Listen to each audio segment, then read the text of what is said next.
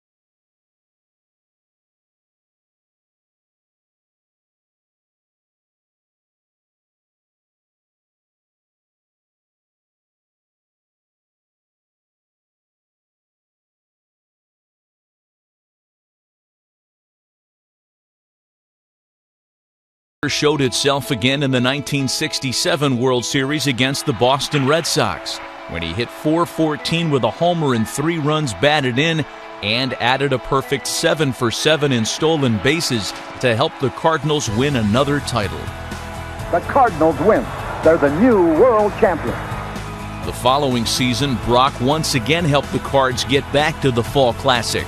He hit .464 with 13 hits and 7 stolen bases over the series, but ultimately the Cards fell to the Tigers in 7.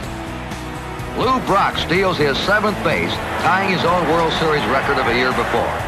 Over the next few seasons, Brock continued to be a menace on the base paths, but his best season came in 1974, when at the age of 35 he broke Maury Will's single-season record for stolen bases. Most important thing was to avoid long slumps and try to stay sharp. And that wasn't an easy job. When you get to be 35, it's extremely tough. Brock ended that season with 118 bags.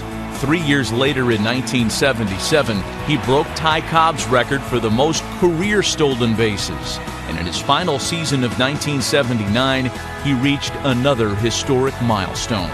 Swing, it hits Lamb. They're going to rule it a base hit. That is number 3,000 for Lou Brock. Brock's impressive career ended with 3,023 career hits, at the time the 12th highest total in Major League history. But the six-time All-Star will always be remembered for his stolen bases. He led the majors in steals on 6 different occasions and is the only player in Major League history to steal 50 or more bases in 12 straight seasons. His 938 career steals were the most all-time when he retired and helped him earn his rightful place in the Baseball Hall of Fame. You know, the dream of every professional athlete is to leave his mark upon his chosen sports. The desire of every professional athlete is to blaze a trail that is so long and wide that it would take a person to perform at a Hall of Fame level just to measure up. When I heard baseball games, I felt in harmony with it. My spirit was sore, and I believed that one day there would come a day when my life would be different and I too would be right out there on that field of play. But whatever it is about baseball that touches a person's soul, it has a magical, transforming power that allows the individual to escape the oppression of his immediate self. For you see, in my mind, I existed as a major league ball player, while in fact, I was living the most ordinary of lives. And now, I feel proud to take my seat among the greatest players ever to play Major League Baseball.